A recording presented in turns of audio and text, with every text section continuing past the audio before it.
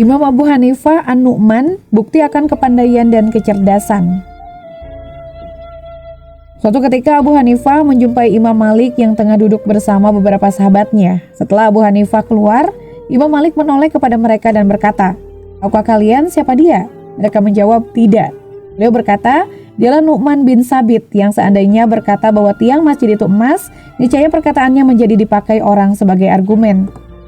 Tidaklah dikatakan berlebihan apa yang dikatakan Imam Malik dalam menggambarkan diri Abu Hanifah, sebab beliau memang memiliki kekuatan dalam berhujah, cepat daya tangkapnya, cerdas dan tajam wawasannya.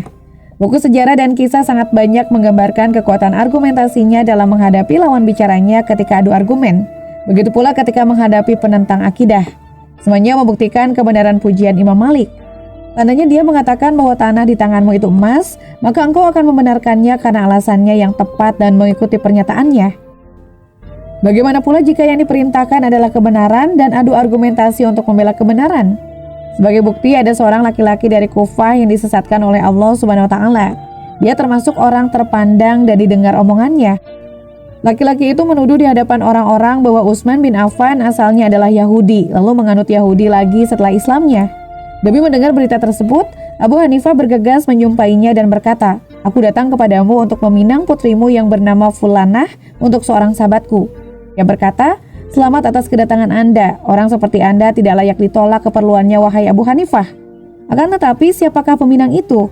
Beliau menjawab, "Seorang yang terkemuka dan terhitung kaya di tengah kaumnya, dermawan dan ringan tangan, menghabiskan malam dengan satu ruku dan sering menangis karena takwa dan takutnya kepada Allah Subhanahu wa taala."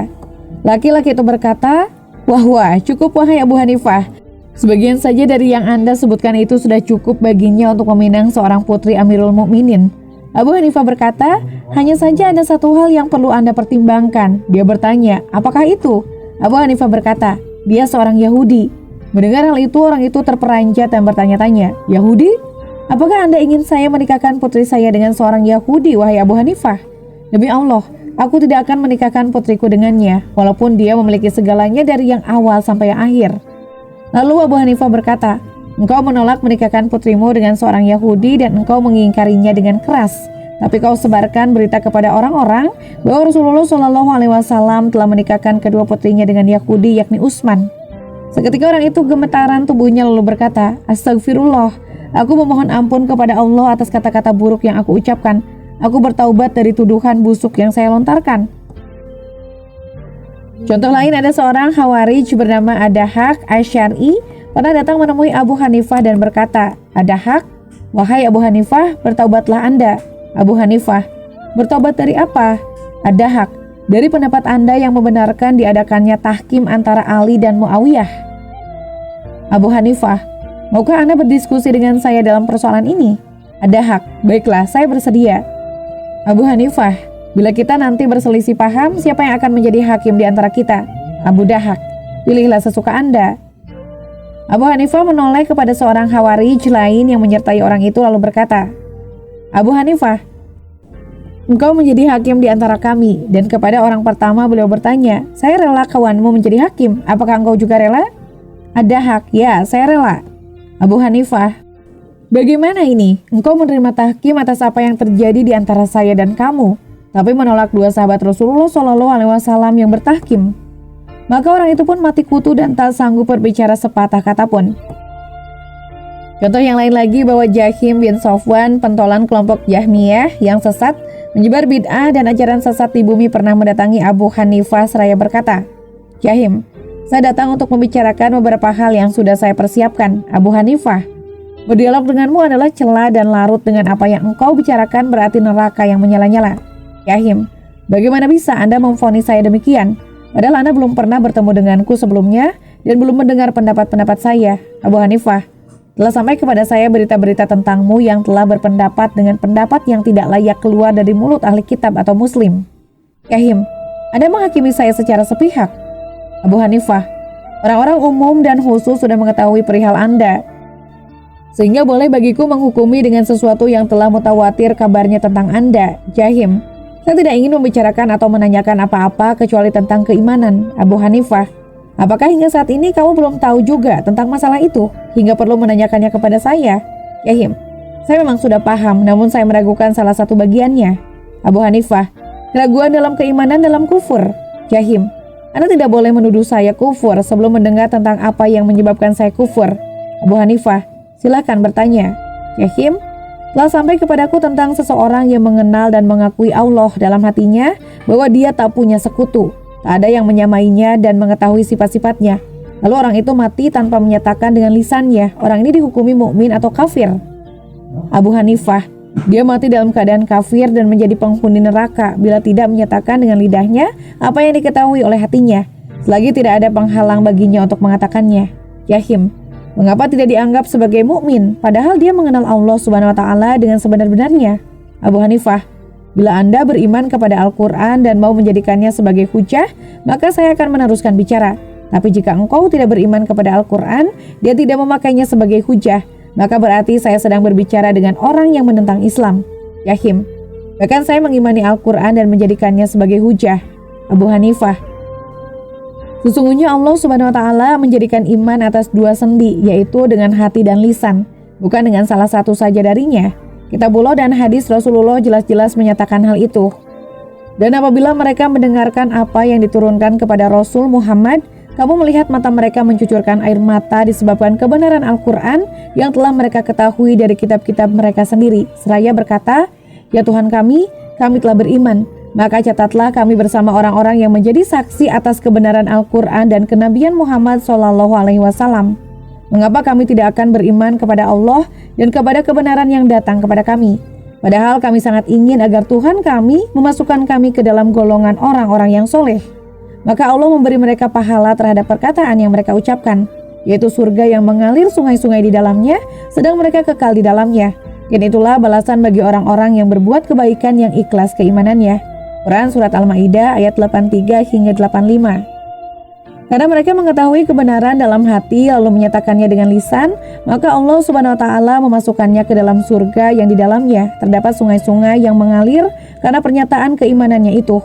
Allah Ta'ala juga berfirman, katakanlah hai orang-orang mukmin, kami beriman kepada Allah dan apa yang diturunkan kepada kami, dan apa yang diturunkan kepada Ibrahim, Ismail, Ishak, Yakub dan anak cucunya, dan apa yang diberikan kepada Musa dan Isa, serta apa yang diberikan kepada nabi-nabi dari Tuhannya. Kami tidak membeda-bedakan seorang pun di antara mereka, dan kami hanya tunduk patuh kepadanya. Quran Surat Al-Baqarah ayat 136. Allah menyuruh mereka untuk mengucapkan dengan lisan, tidak hanya cukup dengan makrifah dan ilmu saja.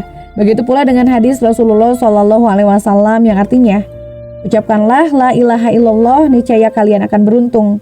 Maka belumlah dikatakan beruntung bila hanya sekedar mengenal dan tidak dikukuhkan dengan kata-kata. Rasulullah SAW bersabda, akan dikeluarkan dari neraka barang siapa mengucapkan la ilaha illallah. Dan Nabi tidak mengatakan akan dikeluarkan dari api neraka barang siapa yang mengenal Allah Subhanahu wa taala. Kalau saja pernyataan lisan tidak diperlukan, cukup hanya dengan sekadar pengetahuan, niscaya iblis juga termasuk mukmin, sebab dia mengenal Robnya, tahu bahwa Allah lah yang menciptakan dirinya, dia pula yang menghidupkan dan mematikannya, juga yang akan membangkitkannya, tahu bahwa Allah yang menyesatkannya. Allah Ta'ala berfirman tak kalah menirukan perkataannya, saya lebih baik daripadanya, engkau ciptakan saya dari api, sedangkan dia engkau ciptakan dari tanah. Quran Surat Al-A'raf ayat 12. Kemudian berkata iblis, ya Tuhanku, kalau begitu maka beri tangguhlah kepadaku sampai hari manusia dibangkitkan. Quran Surat Al-Hijr ayat 36. Juga firman Allah Ta'ala, iblis menjawab, karena engkau telah menghukum saya tersesat, saya benar-benar akan menghalang-halangi mereka dari jalan engkau yang lurus. Quran Surat Al-A'raf ayat 16. Seandainya apa yang engkau katakan itu benar, niscaya banyaklah orang-orang kafir yang dianggap beriman karena mengetahui Robnya walaupun mereka ingkar dengan lisannya. Firman Allah Subhanahu wa taala, dan mereka mengingkarinya karena kezaliman dan kesombongan mereka, padahal hati mereka meyakini kebenarannya. Quran Surat An-Naml ayat 140. Padahal mereka tidak disebut mukmin meski meyakininya, justru dianggap kafir karena kepalsuan lisan mereka. Abu Hanifah terus menyerang Jahim bin Safwan dengan hujah-hujah yang kuat, ada kalanya dengan Al-Quran dan ada kalanya dengan hadis-hadis. Akhirnya orang itu kewalahan dan tampaklah raut kehinaan dalam wajahnya. Dianya dari hadapan Abu Hanifah sambil berkata, andai telah mengingatkan sesuatu yang saya lupakan, saya akan kembali kepada Anda. Lalu dia pergi untuk tidak kembali. Kasus yang lain, sewaktu Abu Hanifah berjumpa dengan orang-orang ateis yang mengingkari eksistensi Al-Khaliq. Beliau bercerita kepada mereka, "Bagaimana pendapat kalian jika ada sebuah kapal diberi muatan barang-barang, penuh dengan barang-barang dan beban? Kapal tersebut mengarungi samudra, gelombangnya kecil, anginnya tenang. Akan tetapi setelah kapal sampai di tengah, tiba-tiba terjadi badai besar. Anehnya kapal terus berlayar dengan tenang, sehingga tiba di tujuan sesuai rencana tanpa goncangan dan berbelok arah. Padahal tak ada nahkoda yang mengemudikan dan mengendalikan jalannya kapal. Masuk akalkah cerita ini?" Mereka berkata, "Tidak mungkin. Itu adalah sesuatu yang tidak bisa diterima oleh akal, bahkan oleh khayal sekalipun, wahai Syekh." Lalu Abu Hanifah berkata, "Subhanallah, kalian mengingkari adanya kapal yang berlayar sendiri tanpa pengemudi, namun kalian mengakui bahwa alam semesta yang terdiri dari lautan yang membentang, langit yang penuh bintang, dan benda-benda langit serta burung yang berterbangan tanpa adanya pencipta yang sempurna penciptaannya dan mengaturnya dengan cermat. Celakalah kalian, lantas apa yang membuat kalian ingkar kepada Allah?" Begitulah Abu Hanifah menghabiskan seluruh hidupnya untuk menyebarkan dianullah dengan kekuatan argumen yang dianugerahkan Al-Khaliq kepadanya. Beliau menghadapi para penentang dengan argumentasi yang tepat. Tak kala ajal menjemputnya, ditemukan wasiat beliau yang berpesan agar dikebumikan di tanah yang baik, jauh dari segala tempat yang bersatu subhat atau tidak jelas, atau hasil goshab. Ketika wasiat tersebut terdengar oleh Amirul Mukminin Al-Mansur, beliau berkata, "Siapa lagi orang yang lebih bersih dari Abu Hanifah dalam hidup dan matinya?" Di samping itu, beliau juga berpesan agar jenazahnya kelak dimandikan oleh Al-Hasan bin Amarah. Setelah melaksanakan pesannya, Ibu Amarah berkata, "Semoga Allah Subhanahu wa Ta'ala merahmati Anda, wahai Abu Hanifah. Semoga Allah mengampuni dosa-dosa Anda karena jasa-jasa yang telah Anda kerjakan. Sungguh Anda tidak pernah putus saum selama 30 tahun. Tidak berbantal ketika tidur selama 40 tahun dan kepergian Anda akan membuat lesu para fuqaha setelah Anda." Nah, itulah akhir dari kisah ini. Terima kasih telah menyaksikan video ini di channel Hikmah Kehidupan. Jika kalian menemukan nilai dan inspirasi dalam konten kami, jangan ragu untuk subscribe, like, dan aktifkan notifikasi agar kalian tetap terhubung dengan kami. Bersama-sama mari kita terus mengeksplorasi keindahan kehidupan dan menginspirasi satu sama lain. Sampai jumpa di video berikutnya. Salam bijak dan penuh hikmah. Wassalamualaikum warahmatullahi wabarakatuh.